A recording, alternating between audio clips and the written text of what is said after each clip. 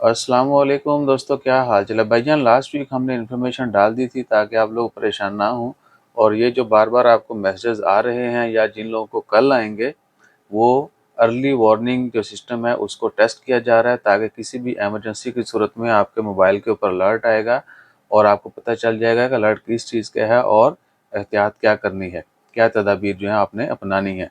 और आज जो है वो और कल भी 24 जुलाई को और 25 जुलाई को सोमवार मंगल को टीआरए ने अनाउंसमेंट की थी कि नॉर्थ बातना में और साउथ बातना में ये टेस्टिंग होगी और आपको मोबाइल के ऊपर अलर्ट आएगा। आपने परेशान नहीं होना।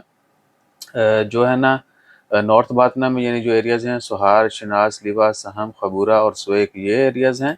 और जो है साउथ बातना, उसमें रुस्ताक, अवाबी, नखल, वादी अल माविल, बरका और मुसन्ना। ठीक है जी।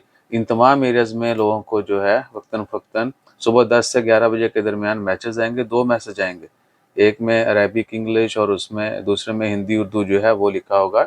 और आप पढ़ भी सकते हैं वार्निंग सिस्टम, स्क्रीनशॉट भी ले सकते हैं। मैंने पहले भी शेयर किया था, अभी भी थंबनेल के ऊपर लगा देंगे। तो ये टेस्टिंग का अमल है। फ्यूचर में खुदा न खास्ता अगर कोई इमरजेंसी होती है तो फिर आपको मैसेज आएगा कि ये फ्लड की इमरजेंसी है, वार्निंग है ये।